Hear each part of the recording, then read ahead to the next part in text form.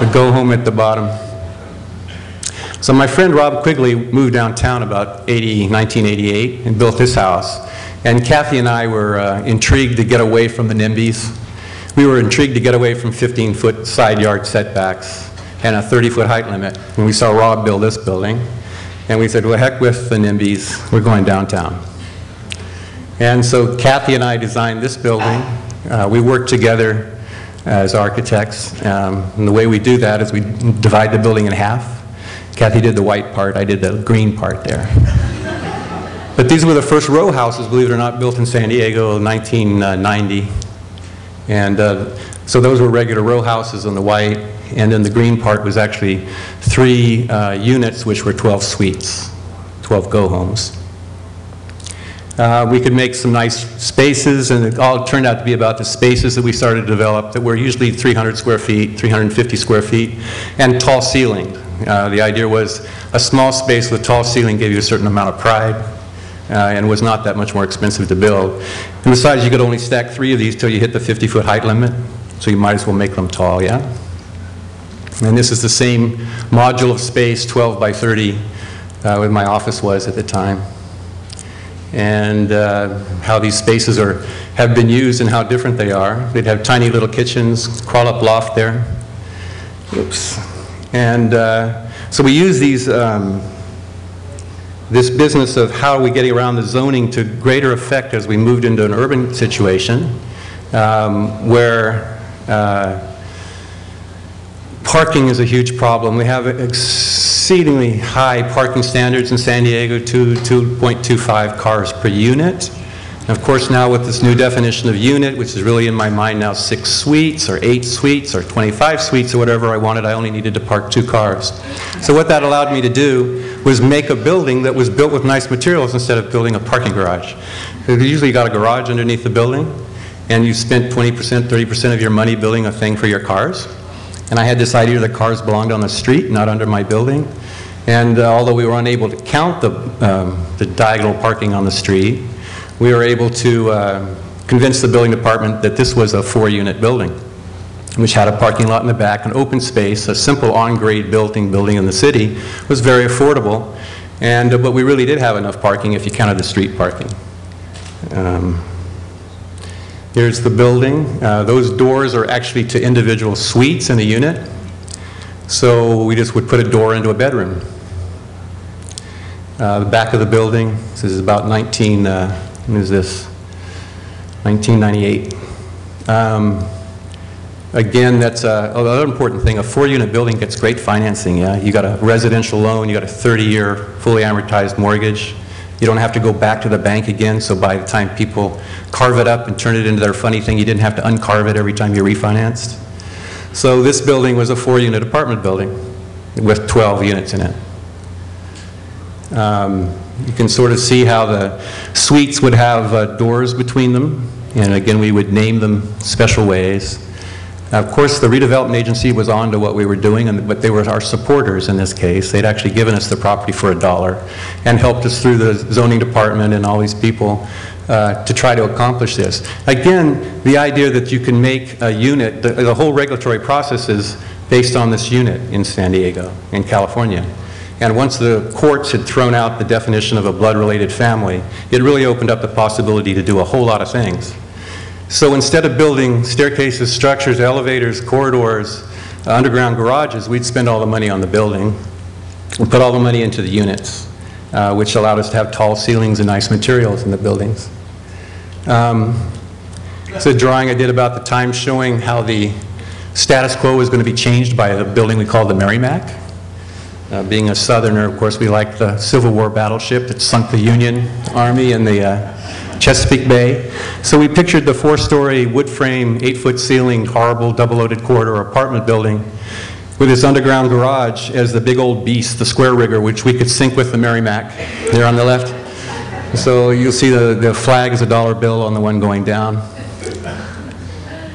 Again, here's how the units look as we go to planning. 3 suites are really 1 unit, and they all have a front door. And then we'd have these lovely little spaces. This is our office at the top, which is called the living room. And this was actually this one's 150 square feet. We figured if it was 150 square feet, it should have the very biggest fireplace in the world, so that's what we did there. So the units are all different, but they're all tiny, 200, 250, 300 square feet, suites. And we didn't know what anybody would do in them. That wasn't our business. But they had funny proportions. This is actually the same module used in a single-family residence, about 1995. And so it's that same modular space that we started enjoying so much, this 12 by 25 or 30, with a 13.5-foot ceiling, which is just tall enough to crawl up over a bathroom and take your bed out of the unit, but not so tall that you made occupiable space above the bathroom that had to have a legal staircase. So that was the idea of that. So again, this is that house in Encinitas with the suites and how those were done.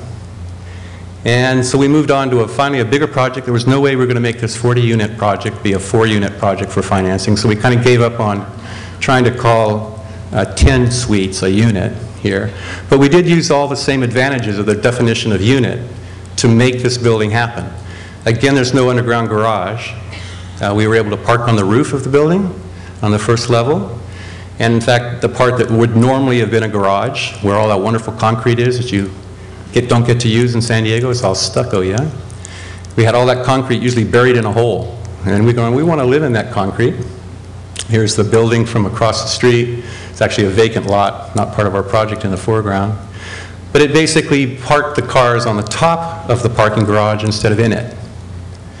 And you can see the building here, roof terraces, and all sorts of games and tricks that are available because of the definition of unit. That we actually started a master's in real estate development program 5 years ago at Woodbury University with the intent to pass on the games and tricks that allow architecture to happen for less money and more affordability if you could just play games with the definition of unit. So here's occupation of where the cars usually are. We said, well, that car could have been a house.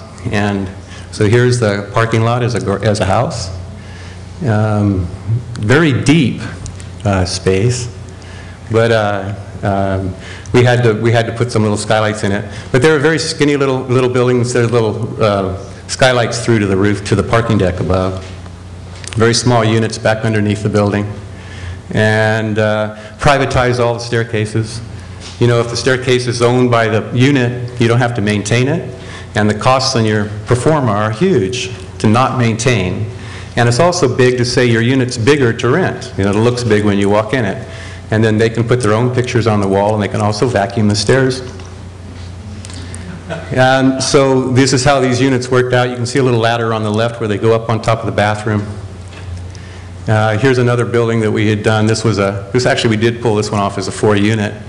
And there was no way you could do a building in this zoning without these tricks. And here's the people that live in the building. No, not actually.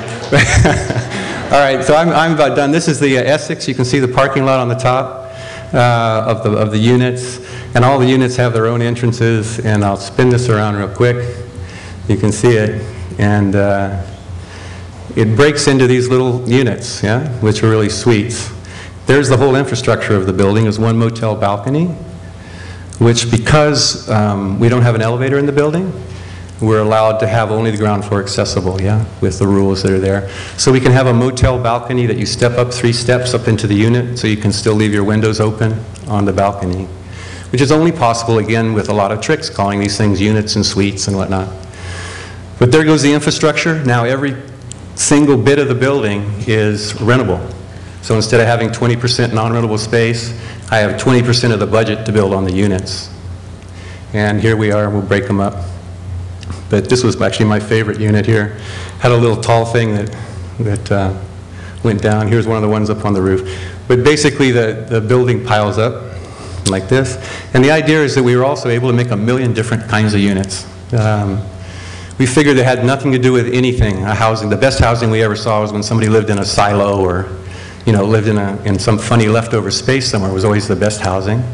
And so our intention was to make the size of the building the way it fit best, in this case a kind of perimeter block with the middle empty, and then the people would come in and figure out what to do with it on the inside. There's one of the bigger units with a band room down under the ramp under the parking garage, and 4 or 5 little units that share it. It's a rock and roll band in there. And we'll go through it real quick. And that's my show. And there's the units. And there's a circulation there. They stack up in other more interesting ways too. It's really fun to play with those. But anyway, there they are. Thank you very much.